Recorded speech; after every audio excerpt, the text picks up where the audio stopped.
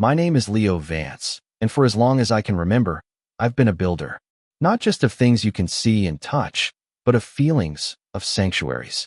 As an architect in the misty, pine-scented city of Port Blossom, my work is to create spaces where people can feel safe, grounded, and at peace. I draw lines that become walls, walls that become rooms, and rooms that become homes. It's a profession built on precision, patience, and a deep-seated belief that a solid foundation is everything. This belief extends beyond my blueprints. It's the very core of how I've tried to live my life. I grew up in a house that was more of a temporary shelter than a home, swayed by the unpredictable winds of my parents' bohemian lifestyle. There was love, yes, but it was a chaotic, untethered kind of love. Stability was a foreign concept. That's why, when I finally built my own life, I craved order, honesty, and the quiet comfort of knowing where I stood. I designed and built my own home, a small but perfect structure of cedar and glass nestled among the tall firs on a hill overlooking the city. It was my testament to permanence, a place where every joint was true and every window framed a clear and honest view. 2 years ago, Clara came into my life like a sudden burst of sunlight through the ever-present Port Blossom clouds. She worked in public relations for Aura Creative, one of the city's most prestigious and cutthroat marketing agencies. She was vibrant, ambitious, and moved through the world with a confidence I found both intoxicating and a little terrifying. Where I saw life as a structure to be carefully planned and constructed, she saw it as a current to be ridden, a series of opportunities to be seized. I fell in love with her energy, believing it was the perfect complement to my quiet steadiness. I thought our different natures could interlock to create something stronger than either of us could be alone. We were building a future, or so I believed. We were engaged, and she had moved into my house 6 months prior, her bright, colorful belongings slowly weaving themselves into the calm, minimalist spaces I had created. The structure of that belief, the very foundation of the life I thought we were building, began to fracture on a Tuesday evening in late October. The text from Clara arrived at 7:15 p.m., its blue bubble glowing against the dim light of my living room. "Hey, my love, going to be a late one. We're all hands on deck for the Northwind account pitch. Totally swamped. Don't wait up."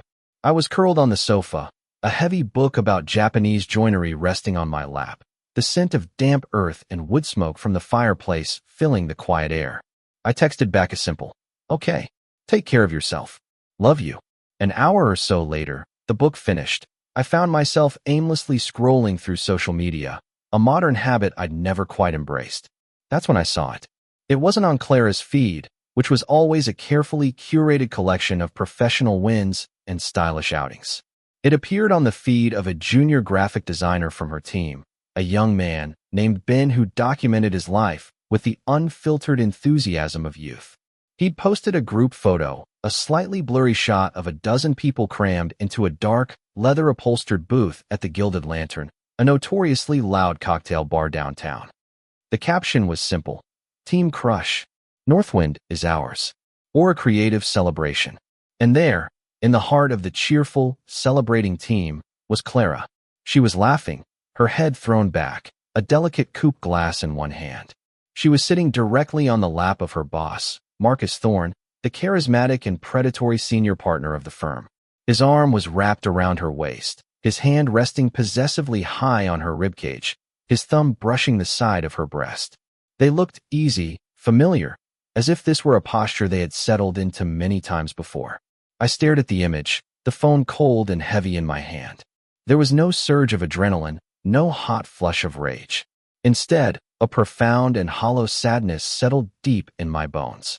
It was the quiet, sickening feeling of an architect discovering a fatal, irreparable crack in the foundation of his most cherished creation. It wasn't the shock of a sudden collapse, but the dawning, heartbreaking realization that the structure had been unsound for a very long time. The vague anxieties I'd been pushing down for months, the late nights that felt too frequent, the new, expensive gifts to herself she couldn't quite afford, the emotional distance that had crept between Yuzel clicked into place, not with a satisfying snap of discovery, but with the mournful groan of yielding timber. I didn't shout. I didn't break anything.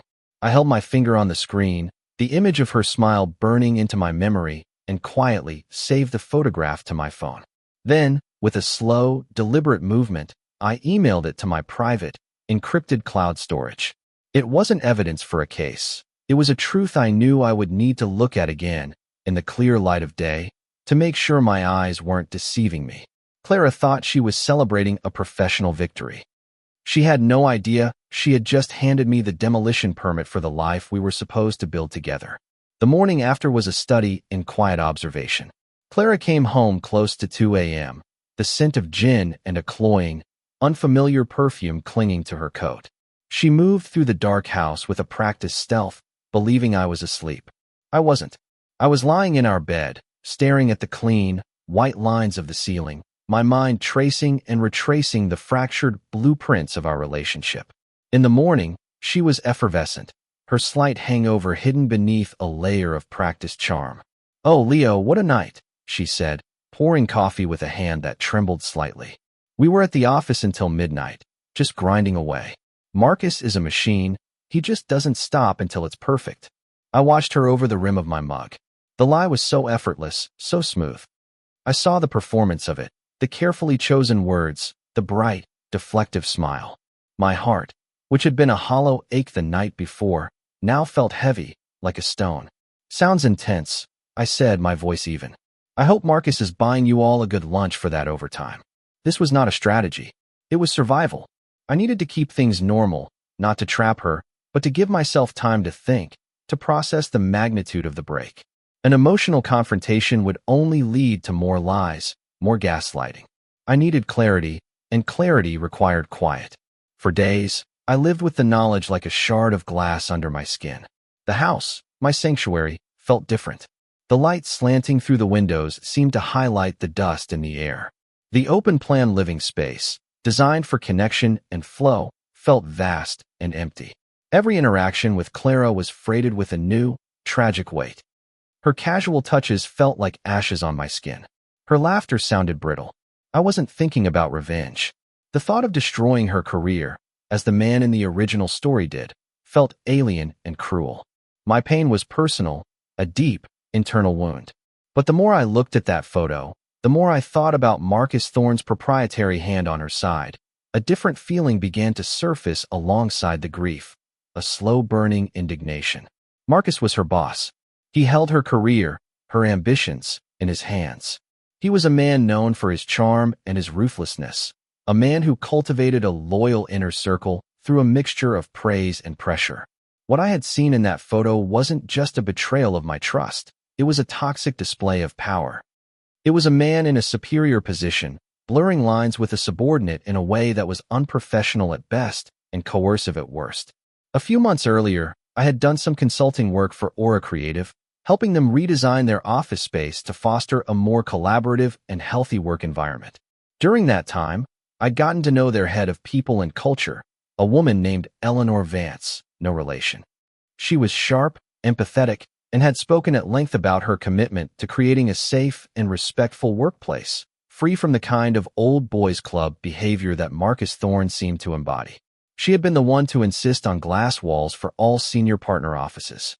"Transparency is everything, Leo," she'd said.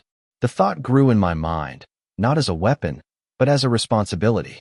If I said nothing, I would be complicit in a silence that allowed men like Marcus to thrive. I would be letting my own personal pain stop me from addressing a situation that was fundamentally wrong, a situation that could be happening to other young, ambitious women at that firm. This was bigger than my broken heart. It was about drawing a line, not a line on a blueprint, but a line of integrity. That weekend, while Clara was out for a long team brunch I knew was just with Marcus, I sat down at my desk. The rain pattered a gentle rhythm against the window panes. I opened a new, anonymous email account. My hands were steady as I drafted a message to Eleanor Vance. I kept it simple, factual, and stripped of personal emotion. Subject: concern regarding senior partner conduct. Dear Ms. Vance, I am writing anonymously out of concern for my professional safety. I wish to bring to your attention a matter concerning the conduct of senior partner Marcus Thorne and a member of his team, Clara Jenkins. Their relationship appears to extend beyond professional boundaries in a way that suggests a significant conflict of interest and an abuse of a power imbalance. This was made public at a team celebration this past Tuesday. I have attached a photograph from the event for your reference. I believe this behavior is contrary to the values of respect and safety that Aura Creative purports to uphold. Sincerely, a concerned colleague. I attached the photo, the image of my fiancé's smiling betrayal. My finger hovered over the send button. This wasn't an act of vengeance. It was an act of letting go. I was releasing the poison that had been circulating in my own life and placing it in the hands of someone whose job it was to deal with it. It was a quiet, painful amputation. I was severing a future with Clara, yes, but I was also severing my connection to the lie. I was choosing to stand on a foundation of truth, even if it meant standing there alone. I clicked send. Then I closed the laptop, walked to the fireplace, and sat watching the flames, feeling the first, fragile sense of peace I'd felt in days. The weeks that followed were a slow, quiet unraveling. The lie between us had become a chasm. We moved around it, spoke across it, but it was always there, a silent, gaping void in the middle of our home. I didn't have to feign normality anymore. A deep, sad quiet had become my new normal. I threw myself into my work, finding solace in the clean logic of stress loads and support beams. I was building things that were honest, things that wouldn't betray me. Clara, on the other hand, was becoming increasingly frayed. She was jumpy and irritable, her phone always in her hand. I knew, from my brief time working with Aura Creative, that Eleanor Vance's people and culture department was methodical and discreet. They wouldn't start with loud accusations. They would start by observing, gathering data, looking for patterns. They would be reviewing expense reports, looking at keycard access logs for late nights, and examining email communications. One evening, about a week after I sent the email, Clara came home looking pale and shaken. She poured herself a large glass of wine, her movements jerky and agitated. "You won't believe the day I had," she said, pacing the length of our kitchen island. Eleanor from Fiancée called me into her office. Marcus too, separately. It was so weird. I looked up from the architectural drawings spread across the dining table. "Oh, what about? Just nonsense," she said, waving a hand dismissively, not meeting my eyes. Asking about team dynamics, about after-hours work, about Marcus's management style. It was like an interrogation. Marcus thinks someone with a grudge is trying to make trouble for him. We just told them we have a great, professional relationship and that he's a supportive mentor. It's all just office politics. A total waste of time. I simply nodded. That sounds stressful. Lying to an internal investigation. It was another choice she was making, another brick she was laying in the wall of her own deceit. She thought she was protecting Marcus, protecting her career, protecting her secret. She didn't realize she was sealing her own fate. And in that moment, listening to her recount the lie she'd told Eleanor, any lingering doubt I had about my decision vanished. My anonymous email hadn't been an attack. It had been a question, and she had just given her answer. Her anxiety became a constant, thrumming presence in the house. She complained constantly about the toxic environment at work, the witch hunt against Marcus. She tried to draw me in, to make me her ally in her fabricated narrative of victimhood. "It's just so unfair, Leo," she said one night as we lay in bed, a rigid foot of space between us. "Marcus has done so much for me, he's championed me. And now some jealous person is trying to tear him down. And I'm caught in the middle." I turned to look at her in the dim light. "The truth has a way of coming out, Clara," I said, my voice gentle but firm. "As long as you've both been honest, you have nothing to worry about." A flicker of panic crossed her face before she quickly masked it with indignation. It was the last piece of confirmation I needed. She wasn't just in a relationship with him. She was a co-conspirator. My heart ached, not with the sharp pain of betrayal anymore, but with a deep, mournful pity for the person she had become, or perhaps the person she had been all along. The end came on a Friday. It was a brilliantly sunny afternoon, rare for Port Blossom in November. The city was washed clean, glistening. I was on a site visit, inspecting the steel frame of a new community library, when a news alert popped up on my phone from a local business journal. The headline was stark: Marcus thrown out at Aura Creative amid internal investigation. The article was brief and corporate, citing unnamed sources who spoke of an inquiry into inappropriate conduct and misuse of company resources. It mentioned he had left the company effective immediately. He hadn't been wished the best in his future endeavors. I felt a quiet finality descend. It wasn't triumph.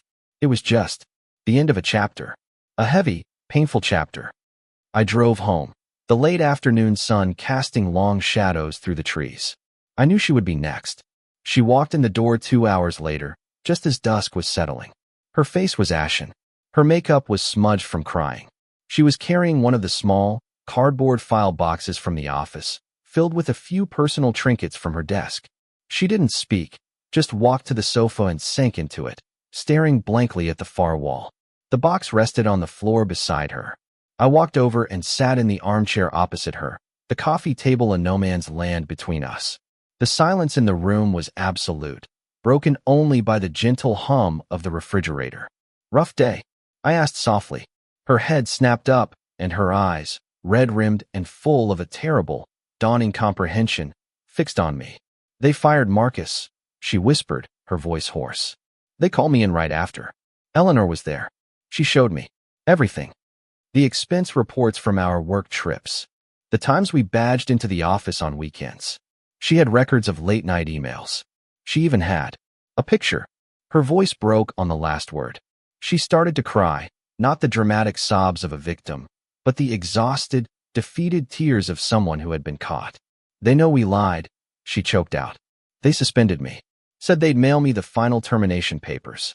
I let her words hang in the air, letting the full weight of the truth finally settle in the space between us. I didn't need to show her the photo. She knew.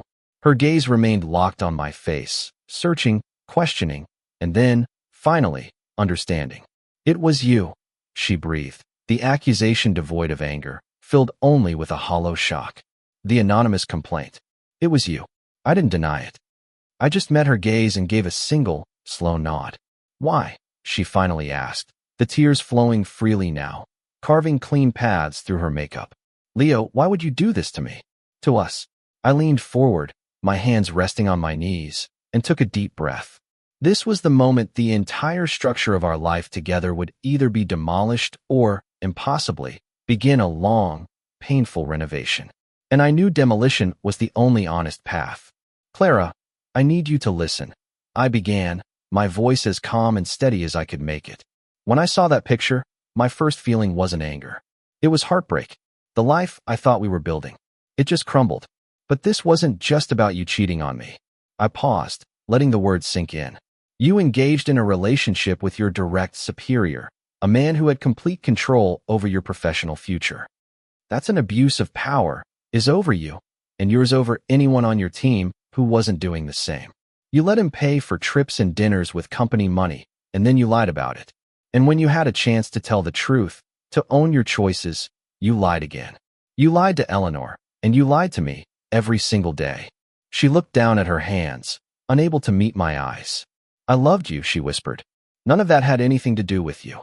It had everything to do with me," I said, my voice rising with a passion I hadn't felt in months. "It had everything to do with us.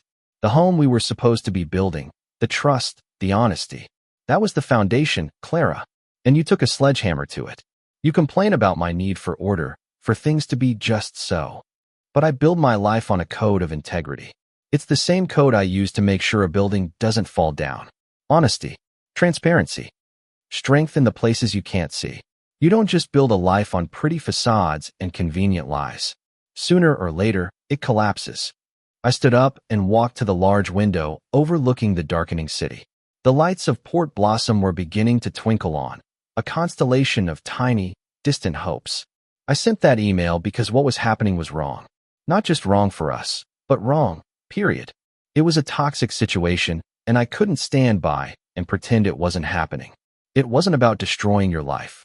It was about refusing to let my own life be built on a lie. "So what now?" she sobbed. "You get the house? You get your perfect, orderly life back? You've ruined me."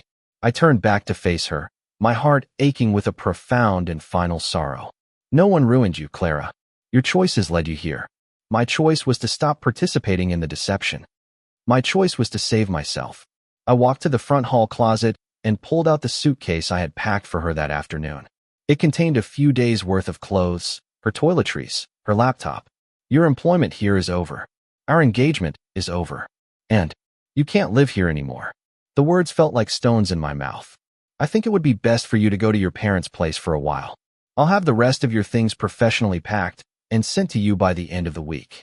She stared at the suitcase, then back at me, her face a mask of disbelief and despair. Where am I supposed to go tonight? That, I said, my voice softening with a final pang of pity, is a question you'll have to answer for yourself. I left her there, sitting amidst the wreckage of the life she had dismantled, and went for a long walk under the cold, clear stars. When I returned 2 hours later, she and the suitcase were gone. The little cardboard box from her office remained on the floor, forgotten. It's been a month. The house is quiet again, filled only with the scent of cedar and the sound of the rain.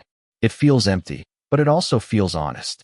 The foundation is still cracked. I know the hairline fractures of this betrayal will remain for a long time, but the structure is no longer compromised by a lie. It's just me, here, in the sanctuary I built. I heard through a mutual acquaintance that Marcus is unemployable in Port Blossom. The story of his predatory behavior, propped up by falsified expenses, spread quickly. As for Clara, she's back in her childhood bedroom at her parents' house. Her career, built so quickly and recklessly, is in tatters. I don't feel victorious. There is no satisfaction in this outcome, only a deep, resonant sadness for what was lost and for the potential that was squandered. My action was not a masterful act of revenge. It was a painful act of self-respect. It was the decision to honor my own blueprint for a life of integrity. Sometimes, in the quiet of the evening, I look at the plans for the community library spread out on my dining table. I trace the lines that will become walls, walls that will become rooms, and rooms that will become a sanctuary for others.